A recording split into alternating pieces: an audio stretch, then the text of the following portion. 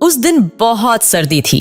जब मैं डॉक्टर के पास से होकर वापस आई, डॉक्टर ने मुझे ऐसी खबर सुनाई थी जिसे सुनकर मैं सदमे में खड़ी थी, क्योंकि डॉक्टर ने बताया था मैं प्रेग्नेंट हूँ।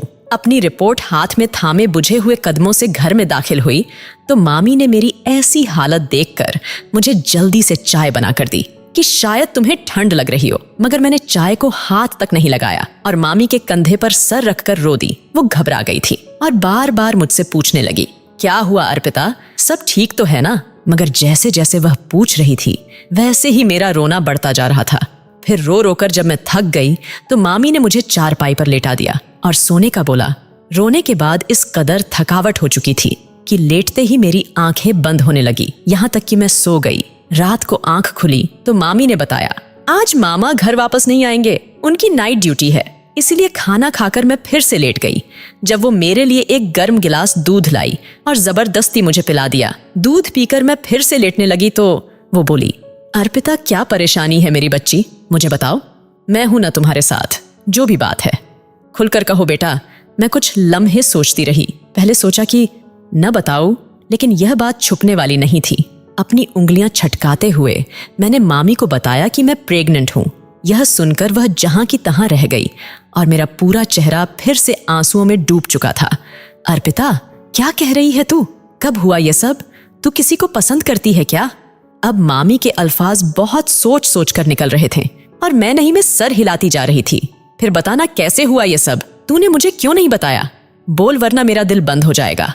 मैंने धीरे धीरे बोलना शुरू किया। उस दिन जानती हैं, जब मैं विमला के घर गई थी तो वापसी पर रात हो गई थी।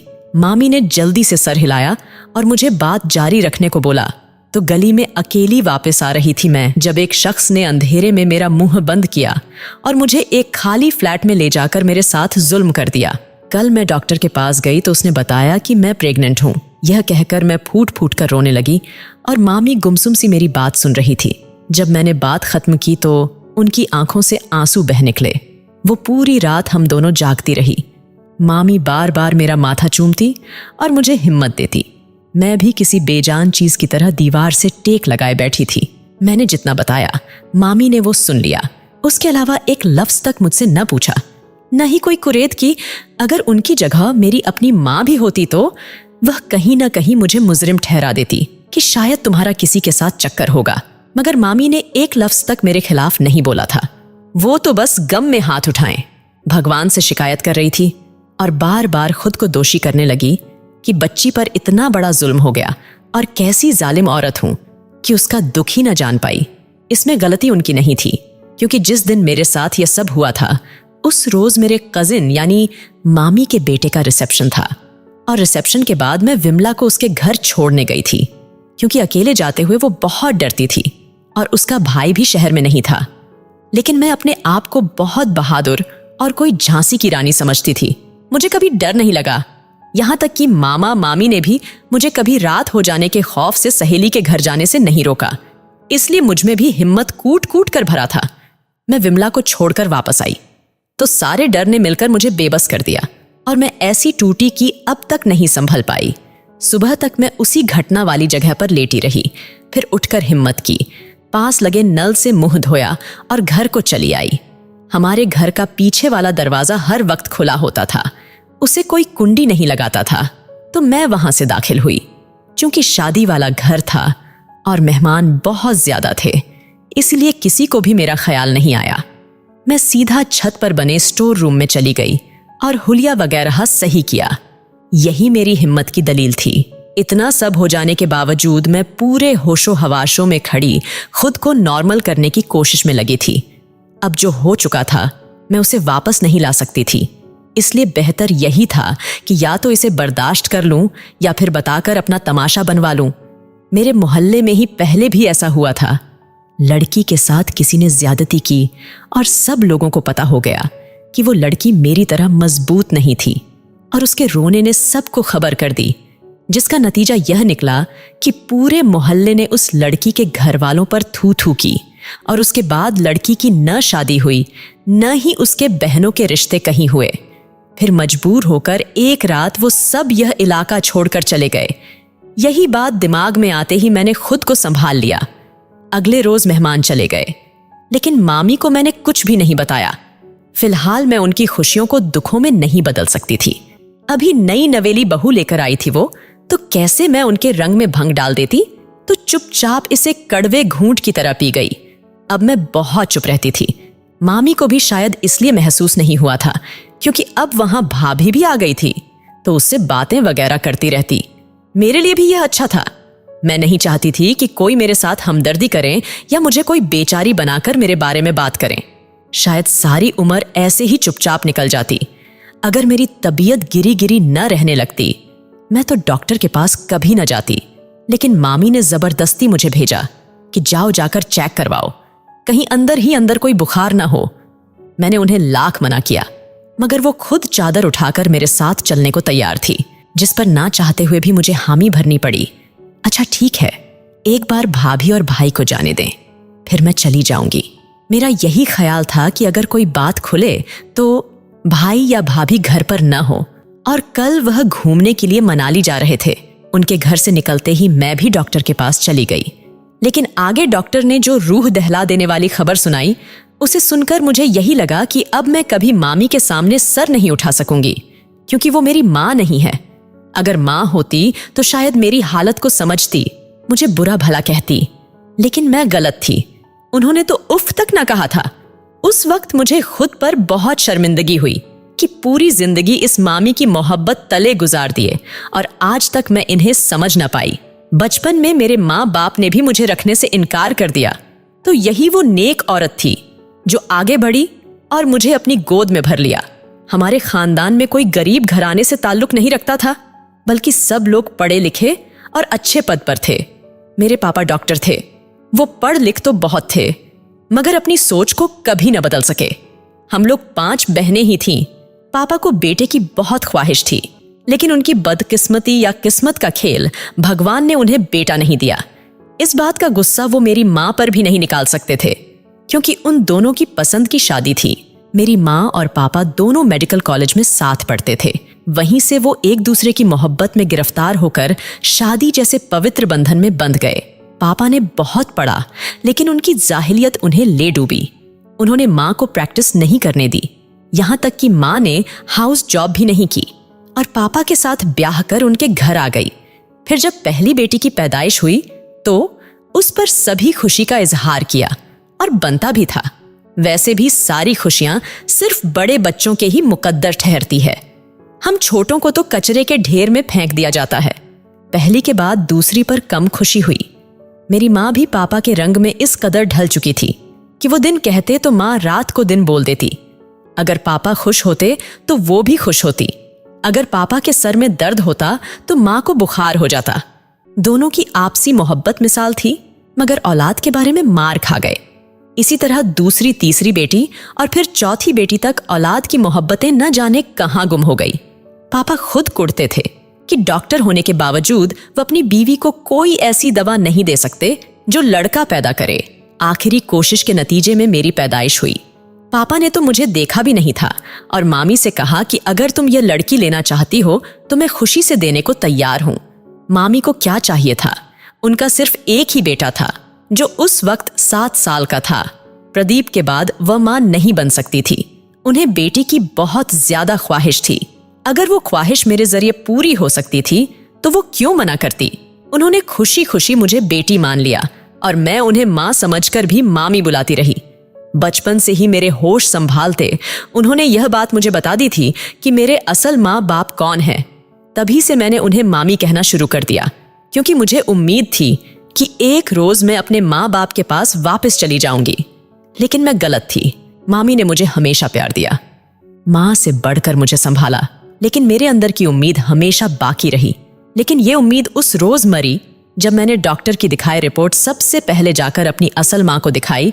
उनसे बात कर लेती थी, लेकिन वो बात एक माँ बेटी जैसी नहीं थी, बल्कि उसमें झिझक थी। मैं अपना दुख अपनी माँ को सबसे पहले बताना चाहती थी, इसलिए सीधा उनकी तरफ चली गई। वहां गई तो मम्मी पापा दोनों तैयार थे कहीं जाने के लिए। मेरी बहनें मुझे अपनी बहन ही समझती थीं, लेकिन मेरे माँ बाप मुझसे कोई रिश्ता रखना गुनाह के बराबर करार देते थे। माँ, मुझे कुछ बताना था। उस वक्त मैं रो रही थी जब पापा उफ कहकर कमरे से चले गए। माँ को भी जल्दी थी जाने की, इसलिए पापा को गर्दन मोड़कर देखते हुए वो बोली, क्या हुआ अर्पिता, ऐसे अचानक? तुम्हारी मामी नहीं आई, वहीं दिखावे के 2 शब्द। मैंने सर झटका और फिर से बोली, माँ वो ये रिपोर्ट। लेकिन उसी वक्त बाहर गाड़ी का हॉर्न बजा और माँ फिर मिलते हैं कहकर मेरे गाल पर अपने ठंडे हाथ का छुअन छोड़कर जा चुकी थी। मेरी बड़ी दोनों बहनों की शादियां हो चुकी थीं। तीसरे नंबर वाली आई और मुझसे गले मिली, फिर पूछा, क्या हुआ, परेशान क्यों हो? लेकिन जिसकी माँ हमदर्द नहीं हो सकती, बहनें क्या खाक होंगी। यही सोचकर मैं वहां से चली आई और मामी को सब कुछ बता दिया। उस रात के बाद वो औरत मेरे लिए मामी नहीं रही बल्कि माँ बन गई। मेरी असल माँ तो मुझे देखते ही नागवार तेवर माथे पर चढ़ा लेती थी, और मेरी मामी, जिनको हमेशा मैंने पराया समझी थी, एक रात में ही वो मेरी अपनी से बढ़कर हो चुकी थी। उन्होंने मुझे हर लम्हे संभाला, हर दफा गिरते हुए मुझे हाथ थमाया, मगर यह नहीं पूछा कि तुम गलत रास्ते पर गई ही क्यों थी। मुझे उस रात अतीत के वो तमाम घटना याद आए जहां जहां मैं उनसे नाराज हुई थी, मगर उन्होंने हमेशा मेरे बुरे रवैये को नजरअंदाज किया। मुझे लगता था मम्मी पापा ने मामी की बेटी पाने की ख्वाहिश देखकर मुझे दिया है, लेकिन मैं गलत थी। उनकी तरफ से तो मेरे लिए मोहब्बत ही नहीं था। अगली सुबह मामा आए तो उन्हें खाना खिलाकर मामी ने मुझे चादर लेने को बोला। मैं ठठक गई कि कहाँ जा रहे हैं हम। उनका जवाब था हॉस्पिटल, मगर मैंने इनकार कर दिया। किसी ने गुनाह का निशाना मुझे बनाया था, मगर मैं खुद अपने आप को गुनाहगार नहीं कर सकती। मैंने उन्हें इनकार कर दिया। मेरे इनकार पर वो एकदम से बेबस हो गई और मुझे समझाने की कोशिश करने लगी, मगर मेरे इनकार का इनकार ही रहा। उसी लम्हे उन्हें कुछ याद आया और वो जल्दी से फोन की तरफ लपकी। हेलो कुसुम, मैं बोल रही हूँ सोनाली, तुमने अपने बेटे के लिए रिश्ता भेजा था ना? अर्पिता का, तुमने कहीं और तो नहीं कर लिया वह रिश्ता? अच्छा, मैं शाम को तुम्हारे घर आऊंगी। यह एकतरफा फोन पर होती बातों से मैं बखूबी अंदाजा लगा सकती थी कि क्या बात की जा रही है। कुसुम आंटी ने मुझे शादी पर देखा था। वह मामी की बहुत अच्छी दोस्त थी और शादी के 2 दिन बाद ही मेरे लिए अपने बेटे का रिश्ता लाई थी। बेटा जो कि लंदन रहता था, इसलिए मामी ने उन्हें कोई जवाब नहीं दिया और टाल दिया। वैसे भी अभी वो मेरी शादी करने के हक में नहीं थी, लेकिन इस वक्त उस रिश्ते का याद आना, मैं बखूबी समझ गई थी। मामी नहीं करें, मुझे शादी अभी नहीं करनी प्लीज। फिर मामी ने मुस्कुराकर प्यार से मेरे माथे को चूमा और समझाने लगी, अर्पिता, मैं जानती हूं कुसुम को, मुझे यकीन है वह बंदी मेरा मान रख लेगी। और बेटा, अगर तुम अबॉर्शन नहीं करवाना चाहती तो हम कैसे इन सब हालातों से निपट सकेंगे? इसलिए बेहतर यही है कि तुम्हारी शादी कर दी जाए। मगर मेरी बात वही थी, मुझे शादी नहीं करनी। फिर आधे घंटे की बहस के बाद वो तंग आ गई और गुस्से से बोली कि शादी तुम्हें करनी होगी। मैं अपनी बेटी के लिए गलत अल्फाजों में ताने बर्दाश्त नहीं कर पाऊंगी, और इल्जाम भी वो जिनमें तुम शामिल ही नहीं। उस वक्त मुझे खुद पर नाज आ रहा था। कितनी अच्छी औरत को मेरी माँ चुना गया है। उनके डांटने पर मैं खामोश हो गई और हामी भर ली। शाम को वह कुसुम आंटी के घर गई तो 2 घंटे बाद लौटी। वापसी पर उनका चेहरा एक हल्की सी मुस्कुराहट से चमक रहा था। इस कदर इत्मीनान मैंने कल शाम के बाद आज उनके चेहरे पर देखा था। मैं चुपचाप कमरे में ही बैठी रही। जब वह खुद आकर मुझे बताने लगी, मैंने कुसुम से बात की है, उसे तमाम हकीकत बता दी, और यह भी कि तुम एक्सपेक्ट कर रही हो और जानती हो उसे कोई ऐतराज नहीं। उसने वादा किया है कि कभी इस राज की भनक किसी को नहीं लगने देगी और बेटियों की मान के साथ तुम्हें रखेगी। यह बात उसके बेटे को नहीं बताई जाएगी, क्योंकि वो तो हफ्ते बाद लंदन वापस चला जाएगा। तुम यहीं पर रहोगी। इस तरह से इस बच्चे को भी बाप का नाम मिल जाएगा। मामी की बातें सुनकर मेरा दिमाग बिल्कुल खाली होता जा रहा था। भला वो अनजान औरत मुझ पर रहम करने को तैयार है। यही बात मैंने मामी से पूछी तो वह कुसुम आंटी को दुआ देते हुए कहने लगी, बेटा, होते हैं ऐसे दोस्त भी जो दोस्ती के लिए सब कुछ कुर्बान कर देते हैं। वो औरत भी उन लोगों में से एक है। देखना, वो तुम्हें कोई गम नहीं आने देगी। बस तुम मेरा बच्चा ख्याल रखना। कभी यह बात भूल कर भी किसी को न बताना। लेकिन मेरे दिमाग में एक और सवाल हलचल करने लगा, तो मैंने पूछा, मामी ऐसे तो जल्दी होगा तो दुनिया को क्या जवाब देंगे? मेरी बात का मतलब वो समझ गई और बोली, कह देंगे प्रीमेच्योर बेबी है। उस बात से कुछ तसल्ली हुई तो मेरे अंदर भी कुछ करार पड़ने लगा। यह हालात तो पार कर लिया था। इसके बाद सबको शादी के लिए राजी करने और इजाजत लेने का था। सबसे पहले तो जब मामा को यह बात पता चली तो उन्होंने ऐतराज किया कि अभी तो प्रदीप की शादी की है और हफ्ते के अंदर ही अर्पिता का शादी भी करना चाहती हो, भला क्या कहेंगे खानदान वाले। मगर मामी को खानदान की परवाह नहीं थी, उन्हें बस मेरी विदाई की परवाह थी और इसके लिए सबसे ज्यादा जरूरी मामा की इजाजत थी। न चाहते हुए भी उन्हें मामा को सब कुछ बताना पड़ा और इसे बताने पर शादी से पहले जितने दिन भी वहां रही मामा से मुंह छुपाना पड़ता। मुझे बहुत शर्मिंदगी होती थी। मामी की द्वारा हकीकत बताने पर उन्हें भी बस चुप्पी रखनी पड़ी। मामी ने मेरे माँ बाप को बस बता दिया कि वो मेरी शादी कर रहे हैं। उन्होंने और कुछ उनसे न पूछा। उन्हें डर था कि अगर उन्होंने भी कोई ऐतराज कर दिया तो फिर क्या सबको असल वजह बताती फिरेंगी। मगर उन्हें तो मुझसे कोई मतलब ही नहीं था। उन्होंने भी बस अच्छा कहकर बात खत्म कर दी। मामी ने ही मेरी शादी की, पूरी शॉपिंग की और सारा दहेज तैयार किया, जिसमें से बहुत सारा तो वो मेरे बचपन से ही जोड़ती चली आ रही थी। मैं बस गुमसुम सी सारे हंगामे को देख रही थी। मेरे दिल में न कोई खुशी थी न ही कोई ख्वाब, बल्कि मैं खुद को इस कदर मैला समझ रही थी कि हद नहीं। खानदान वालों ने यह सवाल जरूर उठाया कि अगर अप्रिता की भी शादी करनी थी तो हफ्ता पहले प्रदीप के साथ इसे निपटा देती। अब तो हमें छुट्टियां नहीं मिलनी। पहले ही स्कूलों से बच्चे हफ्ते भर की छुट्टी कर चुके हैं, जिस पर मामी ने यही कहा कि कोई मसला नहीं, बच्चों की पढ़ाई में कोई कमी नहीं आना चाहिए। अगले साल जब सब लोग फ्री होंगे तो मैं उन्हें एक शानदार दावत दे दूंगी। सब लोग ही बुदबुदाकर चुप कर गए कि पैसा दिखाती है, यह है वो है।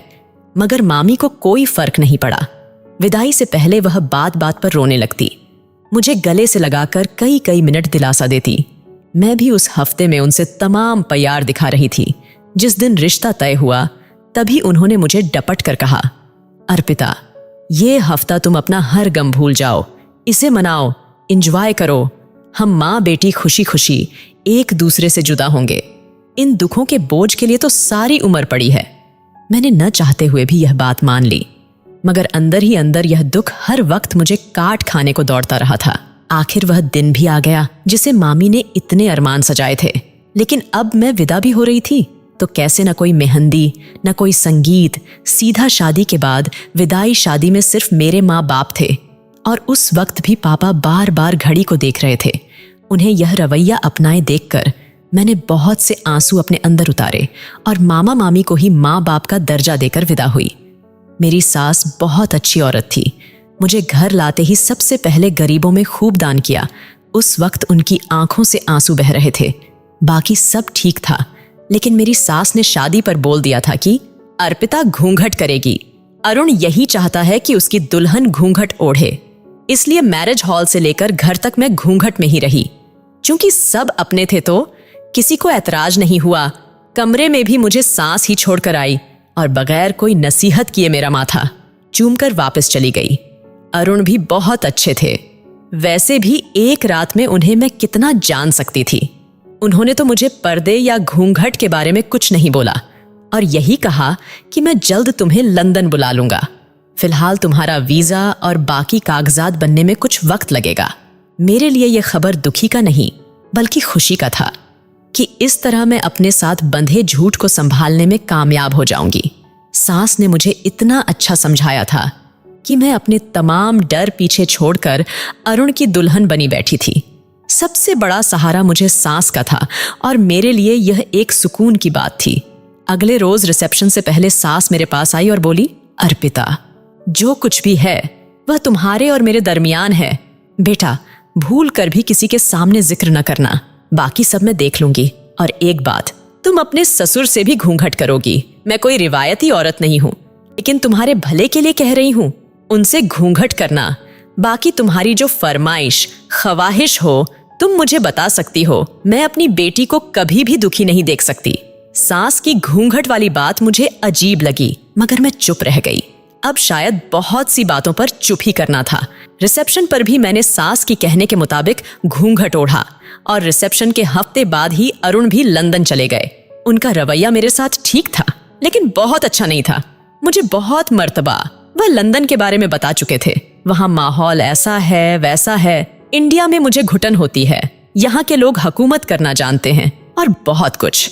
मैंने बहुत मर्तबा उनका दिल इंडिया के बारे में साफ करने की कोशिश की, मगर हर मर्तबा ही वो खफा हो जाते। तो धीरे धीरे मैंने ही इस टॉपिक पर बात करना बंद कर दी।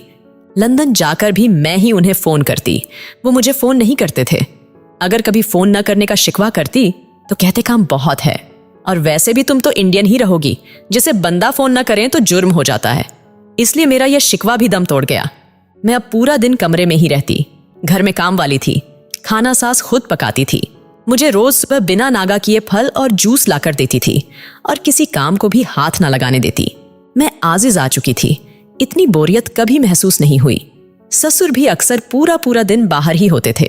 एक रोज सास समेत घर में कोई भी मौजूद नहीं था और मेरा दिल चाट खाने का कर रहा था। बाहर का दरवाजा लॉक करके मैं किचन में आई और मजे से चाट बनाने लगी। बहुत दिनों बाद आजादी महसूस हो रही थी और अच्छा भी लग रहा था, वरना हर वक्त ससुर के डर से दुपट्टा सर पर ही जमाए रखती। मैं चाट बनाकर जैसे ही पलटी, किचन के दरवाजे पर ससुर अभी अभी ही आए थे और अपना बात अधूरा छोड़कर मुझे हैरत से देखने लगे। वो शायद पानी मांग रहे थे। मैंने जल्दी से दुपट्टा ओढ़ा और उन्हें पानी का गिलास थमाया, मगर वह गुमसुम खड़े बस मुझे ही देखते जा रहे थे। मेरे जल्दी से घूंघट ओढ़ने पर वो बोले, रहने दो, अब क्या फायदा, तुम्हारी सास मुझसे जो छिपाना चाह रही थी मैंने वो देख ही लिया है। सास ठीक ही कह रही थी जो मुझे घूंघट का बोला था, क्योंकि मेरी वजह से ससुर की जान ही चली गई। हाँ, उन्हें सदमा पहुंचा था, बहुत बड़ा सदमा। सास जब वापस आई तो ससुर चारपाई पर लेटे सीना मसल रहे थे। उन्हें फटाफट अस्पताल ले जाया गया। डॉक्टर अंदर उनका जांच कर रहे थे। जब मैंने सास को सब कुछ बता दिया कि ससुर जी ने मेरी शक्ल देख ली है, वो बेचारी मुझे क्या कहती, बस मेरे सर पर हाथ फेरकर भगवान से प्रार्थना करने लग गई। कुछ देर बाद डॉक्टरों ने बताया कि मरीज की हालत बहुत नाजुक है। शायद उनका ये आखिरी लम्हा है, जिसे मिलना है मिल सकता है। आपके मरीज को बहुत गहरा सदमा पहुंचा है, इसलिए उनके पास बहुत कम वक्त बचा है। सास जल्दी से कमरे में गई और 5 मिनट बाद मुझे अपने साथ उस कमरे में ले गई। ससुर जैसे मेरे ही इंतजार में बैठे थे। सास को देखकर बोले, कुसुम, मैं कोई बोझ अपने सीने पर लेकर नहीं जाना चाहता। अगर तुम इजाजत दो तो क्या मैं बहू को बता दूं? सास ने रोते हुए इस बात में सर हिला दिया। ससुर फिर मेरे सामने अपने दोनों हाथ जोड़कर बोले, बेटी हमें माफ कर देना, हम दोनों ने माँ बाप के किरदार को बखूबी नहीं निभाया। मैं हैरत से उनकी बातें सुन रही थी। भला इस सब से मेरा क्या ताल्लुक, आप क्या कहना चाह रहे हैं?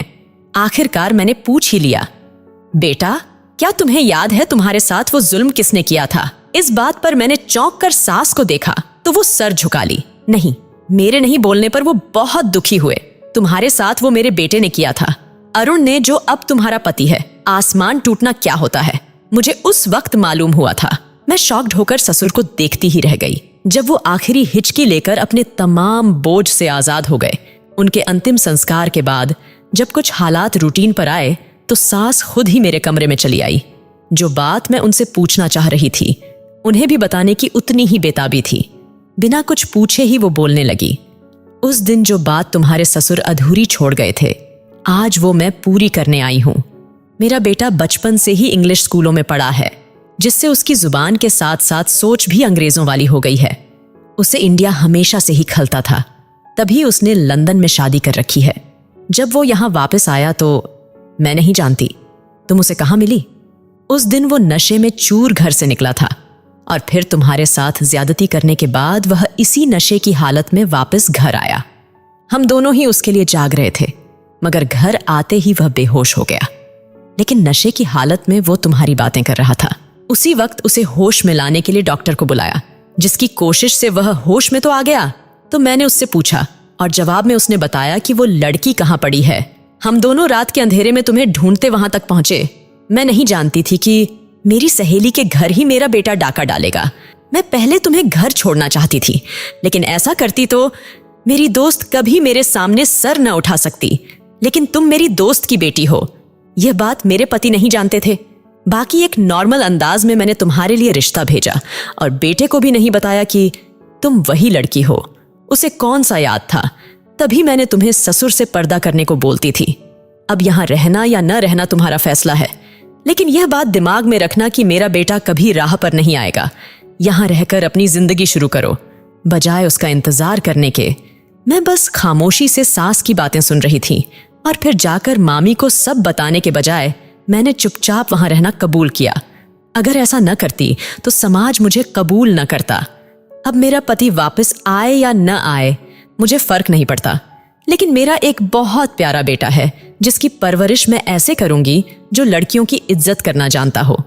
दोस्तों, उम्मीद करती हूं आपको हमारी कहानी पसंद आई होगी। कहानी पसंद आई है तो वीडियो को लाइक करें, चैनल पर नए हैं तो चैनल को सब्सक्राइब करें और हाँ, नोटिफिकेशन को जरूर दबाएं ताकि अगली अपडेट सबसे पहले आपको मिले।